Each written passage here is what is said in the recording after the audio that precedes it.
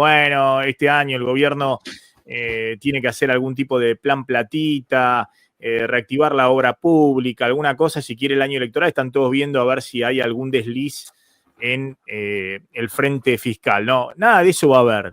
Antes de comenzar, una sugerencia. Suscríbete ahora Play en el botón de suscripción o en el link debajo del video. Ahora sí, comencemos.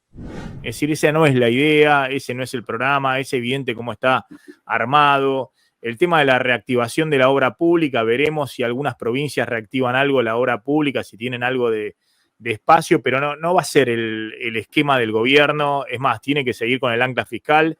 Y como este año nos sigue licuando a las jubilaciones, y hay que ver si puede seguir licuando muchos salarios públicos, no hay mucho espacio. Lo que tiene que hacer hoy como ancla fiscal importante, ya lo dijimos, son transferencias a provincia, va a seguir eso súper recortado, transferencias de corrientes y de capital, ahí hay parte de la obra pública que está en el mínimo histórico desde el 2002, eso va a seguir y bueno, hay que ver el tema subsidios, que la idea es ir reduciendo los subsidios con algunos aumentos de tarifa que, bueno, ahí van a estar un poquito por arriba de la inflación, como estuvieron los últimos meses, o más o menos alineado, pero la idea es que los subsidios en el margen también bajen, no tanto como en el 2024, ¿no? Por ejemplo, en los últimos meses, ¿te acordás que los aumentos de tarifa eran 3,5%, 4%, 4,5%, y la inflación en algunos casos iba abajo del 3%? Pero lo que quiero decir es que es bien evidente cuál es el plan económico electoral. Bueno, en un año electoral haces lo que hemos visto, lo vimos durante la convertibilidad. ¿Te acuerdas cuando se hablaba del voto cuota? En el 95. En el 95 el voto licuadora. Después se vio eso, no quiero tomar el 2013, que también fue año de boom, con tipo de cambio atrasado, de boom de venta de electrodomésticos, de bienes durables y casi 1 millón de autos vendidos en el mercado local. Pero el 2017, por ejemplo, fue otro año así, similar, ¿no? Sobrevaluación cambiaria, eso que te genera el ancla cambiaria, es decir, que el dólar vaya muy por detrás de la inflación, significa que todos los bienes intensivos en dólares tienen que subir mucho menos que la inflación, ¿no? En el 2017 fue muy evidente porque tuviste 24% de inflación y el dólar oficial fue al 5 o 6% ese año. Entonces, junto con el crédito, eso generó también un boom de venta en cuotas de electrodomésticos, de computadoras, de bienes durables en general y de nuevo casi 1 millón de autos vendidos en el mercado local, ¿no? 900 y pico de mil de autos vendidos en el mercado local. Bueno, la apuesta del gobierno este año también es el plan económico electoral, no porque el plan esté hecho solamente para ganar las elecciones, sino que viene con ese esquema, el programa económico de desaceleración de la inflación, y como decía el otro día Alejandro Werner, el ex director del hemisferio occidental del FMI, el gobierno, bueno, va a acelerar esta tendencia en el año electoral, dejando en todo caso los ajustes, básicamente, de qué vas a hacer con el régimen cambiario para después de las elecciones. Y la tendencia es evidente. Ha habido en los últimos días una serie de medidas que apuntan a fortalecer la posición del gobierno desde el punto de vista económico en el año electoral. No es casual el tema de bajar el crawling peg del 2 a 1%. Cuando vos bajás el crawling peg del 2 a 1% ahora a partir de la semana que viene de febrero, lo que está generando como señal es eso, que los bienes van a ir muy por detrás del resto de los precios de la economía y en particular los bienes intensivos en dólares, que son los bienes durables, entre ellos los autos. Es decir, que tendrían que subir mucho menos que la inflación, tendrían que subir a lo sumo el crawling peg. A eso le sumo, bueno, la medida del gobierno anunciada ayer por Caputo, que es la rebaja de impuestos para el sector automotor, eliminando el impuesto al lujo en la primera etapa de 40 a 70 millones y después bajándolo a la mitad de 35 a 18 en la segunda etapa. Vos lo que generás con eso, más el esquema este de permitir importar unos 50.000 autos prácticamente sin aranceles, es decir, con incentivos fiscales adicionales, básicamente con el tema de que sean híbridos o eléctricos, es decir, para energías limpias, Pero básicamente con eso, que es 10% del mercado, 50.000 autos, el mercado que vas a tener este año, más o menos, bueno, un impulso adicional a la compra de bienes durables. Entonces, este año el mercado automotor en las estimaciones más conservadoras va a subir 20%. Es decir, 400.000 autos, te vas a ir cerca de 500.000 autos. Hay otras estimaciones de que podés estar por arriba de eso. Hay algunas estimaciones, por ejemplo, de algunas terminales que están hablando de 550.000 autos este año. Algunas hablan de 600.000 autos, es decir, una suba muy importante en el mercado automotor. ¿Impulsado por qué? Bueno, por precios que tienen que subir menos que la inflación este año, más todo el impulso crediticio. Que para el sector es muy evidente, a eso se le suman también todo el tema de los planes de ahorro y demás, que con el crawling peg del 1%, el auto, que es con lo que se ajustan los precios de los planes de ahorro, tiene que subir a lo sumo 1% mensual. Si venía al 2 o un poquito más hasta ahora, ¿no? A ese combo le sumo lo que anunció el gobierno desde el punto de vista de despejar cualquier duda respecto a tus problemas cambiarios o tus cuestionamientos respecto al tipo de cambio. Y básicamente ahí se inscribe la baja de retenciones con un esquema de liquidación, esto del 95% contra presentación de declaración jurada, e integrar a las cerealeras. Y ahora voy a contar, tengo información de las cerealeras de qué negociaron con el gobierno y lo que se quejan, pero básicamente es tráiganme los dólares ahora. Dicen que no, esto de 5.000 millones de dólares, no saben de dónde sale, pero que en un flujo normal entre febrero, marzo y primeros días de abril podría haber unos 5.000 millones de dólares adicionales.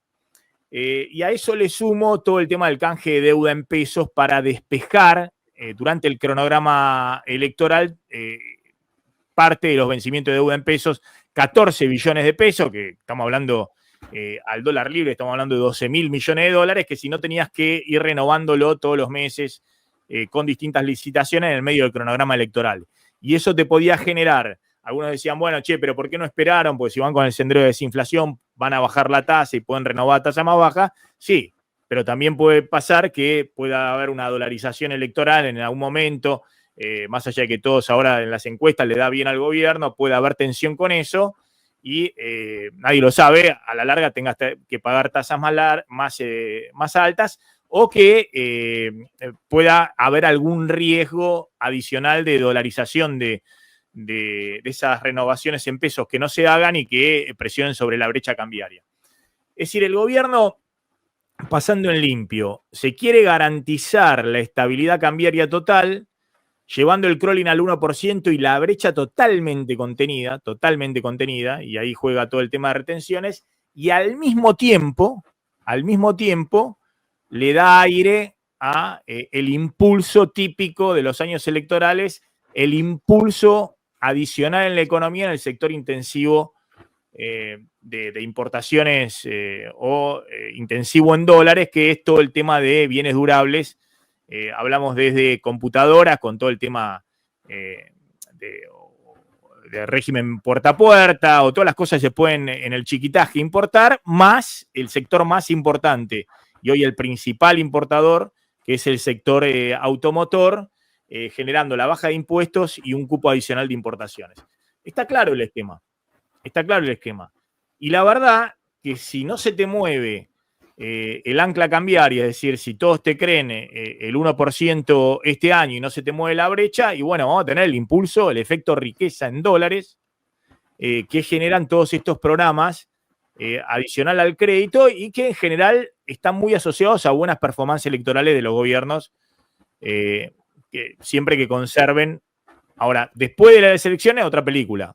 Porque, como decía Werner, muy probablemente el FMI te acompañe este año en tu esquema transitorio del año electoral, por ahí te pueda hacer algún acuerdo que te permita refinanciar vencimientos de este año, te dé eso o un poquito más, pero te diga, te espero en 2026 después de las elecciones para hacer algo más largo, y por eso el gobierno se garantiza de los dólares antes que nada, ¿no?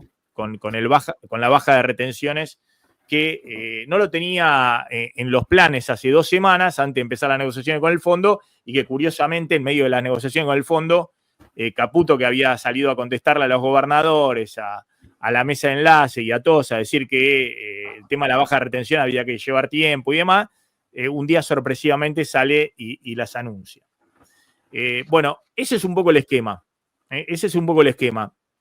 Paso 2 informaciones y te dejo, Claudito, con el invitado respecto a lo que hablamos de la baja de retenciones y cómo impacta en el sector y si efectivamente las cerealeras van a acercar o no los dólares que espera el gobierno. Me dicen, bueno, que estaban duras las cerealeras con este tema porque esto implica aumentar el endeudamiento de las compañías, ya sea con sus casas matrices o con el mercado local, ¿no? Con el créditos en dólares para prefinanciación de exportaciones, porque es la única forma de integrar el 95% de los dólares en el momento que vos haces la declaración jurada de exportación. Exportaciones algunas que se hacen a los 30 días, pero otras cosas que se hacen dentro de 3 meses, de 4 meses. Entonces, ahí me dicen, hay distintas versiones que llegaron a un acuerdo, que bueno, que no, que todavía, pero ojo que las cerealeras dicen que hay un esfuerzo financiero de los créditos que puedan tomar del exterior, porque obviamente son créditos que se toman, no sé, a 5% anual en dólares, ¿no? O de prefinanciación de exportaciones, ¿no? Que me dicen que el tema de prefinanciación de exportaciones, que en realidad son los argendólares, son los dólares de acá, depositados en el sistema financiero local, bueno, que no es la idea del gobierno, que el gobierno quiere los dólares de afuera, quiere que traigan los dólares de afuera, ¿no? Que los dólares los traigan con endeudamiento afuera, pero que las empresas, las cerealeras incluso, tienen techos de deuda que no pueden superar con sus casas matrices o con sus financiadores en el exterior, ¿no? Y que eso es un problema, además de la contingencia de anticipar tantos dólares, y todo eso debe ser cubierto con el precio al productor. O sea que empiezan a abrir el paraguas, y eso es lo que va a haber que mirar en los próximos días, de cuánto le va a mejorar el precio al productor. Si efectivamente, poniendo grosso modo, le mejora 10% el precio al productor, que era más o menos lo que estaban viendo para que suba unos 28 dólares o 30 dólares el precio al productor, o si parte se lo come el costo financiero que dicen las cerealeras que es lo que tienen que pagar por esta anticipo de dólares que le está pidiendo el gobierno, porque directamente dicen así, que el gobierno nos está pidiendo anticipar dólares y nos está pidiendo que nos endeudemos con el exterior trayendo los dólares. Entonces, ahí ven que, bueno, y por ahí el precio del productor en vez de aumentar 10%, aumenta 5%. Y si eso ocurre, hay que ver qué hace el productor. Si efectivamente van a aumentar el flujo de ventas de los granos o no. Hay efectivamente, calculan entre 6.000 y 8.000 millones de dólares de cosecha remanente, esta de la pasada y la anterior. Y bueno, obviamente este esquema de crawling peg, donde vas al 1% mensual y además con este esquema de tasas, y tenés un incentivo para vender ahora, porque si no, si estos siguen con este esquema hasta junio, bueno, el que venda en junio va a recibir menos dólares del que venda hoy, ¿no? O va a recibir menos pesos con los cuales podría comprar dólares que el que vende hoy, ¿no? Entonces, bueno, hay que ver. Pero es una apuesta fuerte del gobierno para cerrar todo este esquema y básicamente garantizarse ya la marcha crucero del plan económico electoral y no tener sorpresa o contratiempo, bueno, en un mundo que es volátil.